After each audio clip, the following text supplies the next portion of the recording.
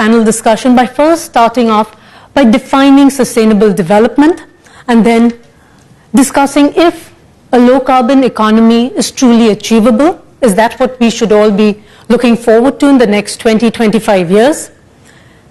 Learning from businesses that have gone green and have taken the plunge to walk that path. And finally, trying to understand and decipher what lies ahead of us.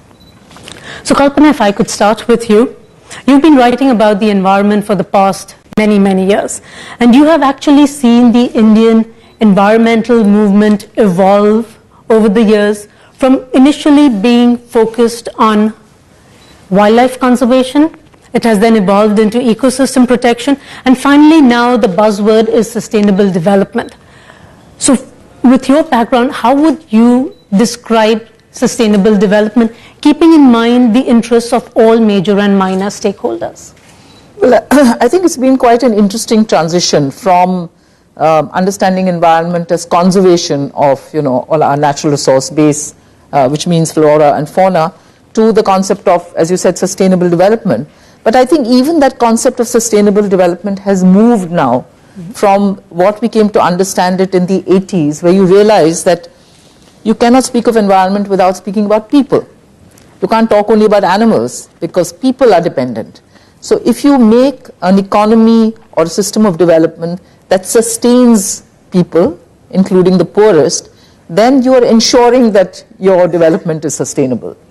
But the added factor now, of course, is not just environmental sustainability in the micro sense, that has been talked about, or even in the macro sense of your choice of, say, infrastructure, but I think in a global sense. I think in the light of global warming and climate change, now sustainability cannot be only about my country, my village, my city, my building. It has to go beyond that to saying, is the model of development that we have chosen, is that sustainable in order to sustain the earth as it is, So I think that's a very interesting new factor that has come in, that has added to one sense of trying to see what one's responsibility then is within this, whether I'm a policy maker, whether I'm an individual, whether I'm an industrialist.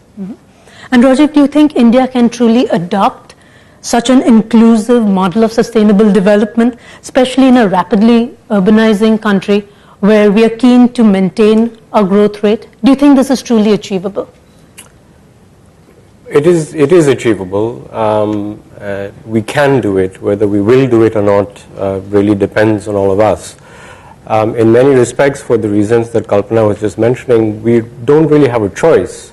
But this is a problem of agglomeration. As individuals, it is very hard to see the bigger picture. And therefore, we don't get a sense of the urgency and the importance of the issues that are facing us. But that's why advocacy is extremely important, for us to understand and internalize that the past cannot be a guide to the future. We cannot chart for ourselves as 1.2 billion Indians a course of development that is as energy intensive as the Americans.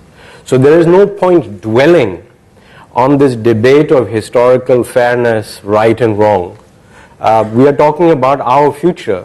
And if we increase our energy consumption per capita 17 times, to roughly equivalent of the US, it would be a disaster not just for us but globally. You have a very definitive climate change policy of the Tata Groups. So if you could share, what were the motivations of such a large business house to have gone green, to have greened its systems and processes, and how do you marry profitability and sustainnability? It's an excellent question.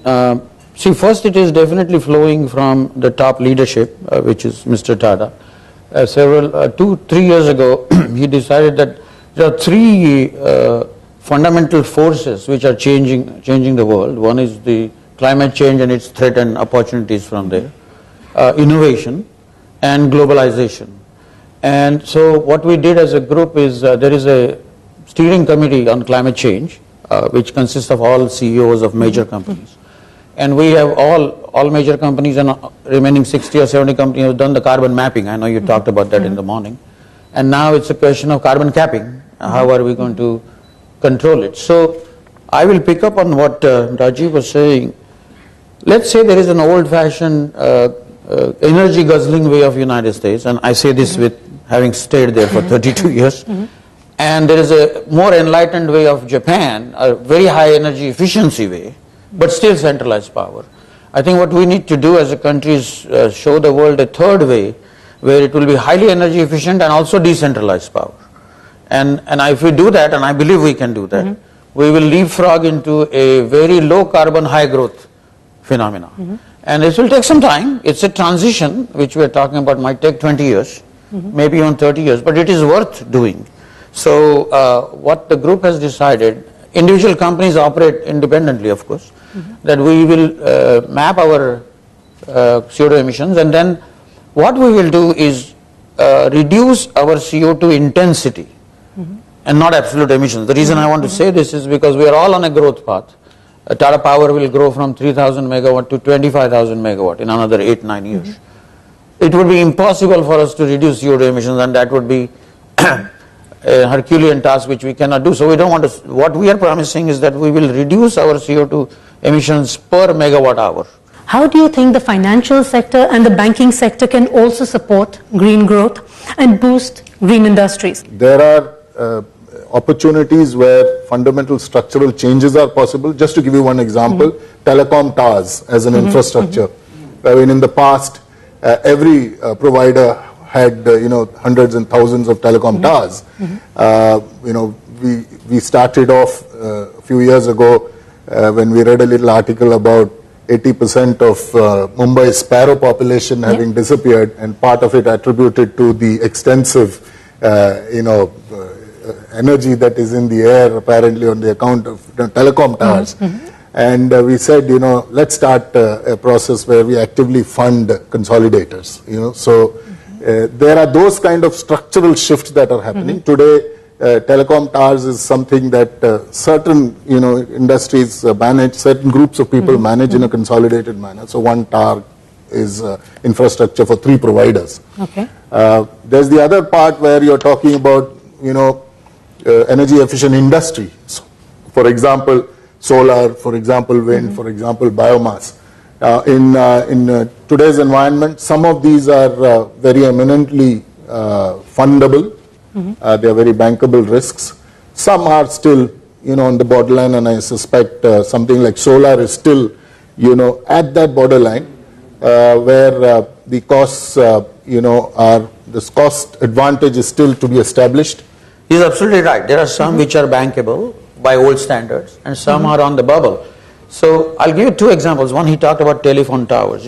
300,000 teletowers exist today in India, and they use huge amount of diesel. Now they have suddenly become second largest diesel consumer after railways from nowhere.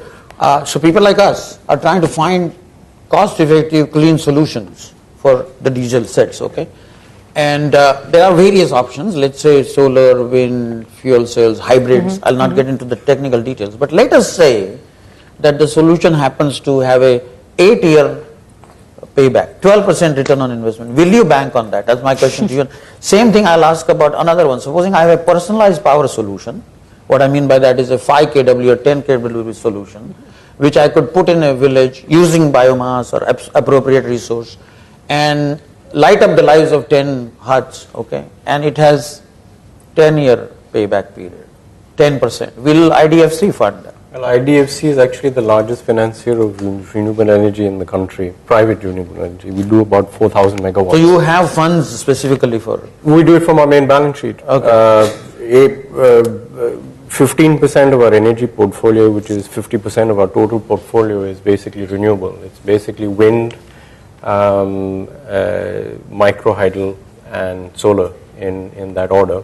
I mean, I use 10 and 12% purposely to get some reaction from you. No, so because they are below 14 and 16%. But this is as a debt financier. So as a debt financier, we are very, very confident about recovering our money. But as an equity investor, we have actually backed 2 companies.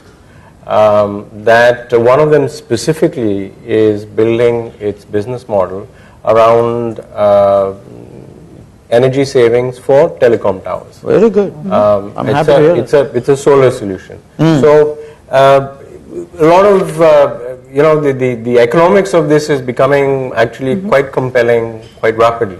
Good. So just as a sound business proposition, there are a number of things to do. You know, the issue really is that in India, unfortunately, we haven't yet evolved to the stage where a individual institution can stand up and take a stand. Today, if me as IndusInd Bank stuck my neck out, I'd probably be just told, thank you, you can go away, and there'll be 5 other guys standing there to finance that company. Oh. But certainly, I agree entirely with what Rajiv said, that if the financing community comes together, Yeah. Yes, you have to accommodate for transition times, and you have to accommodate for technology changes. But there are many other processes where it's just adoption of best practice, and that can be done if there's a group of 5 financiers for a project where 4 of them are saying that we need you to play ball.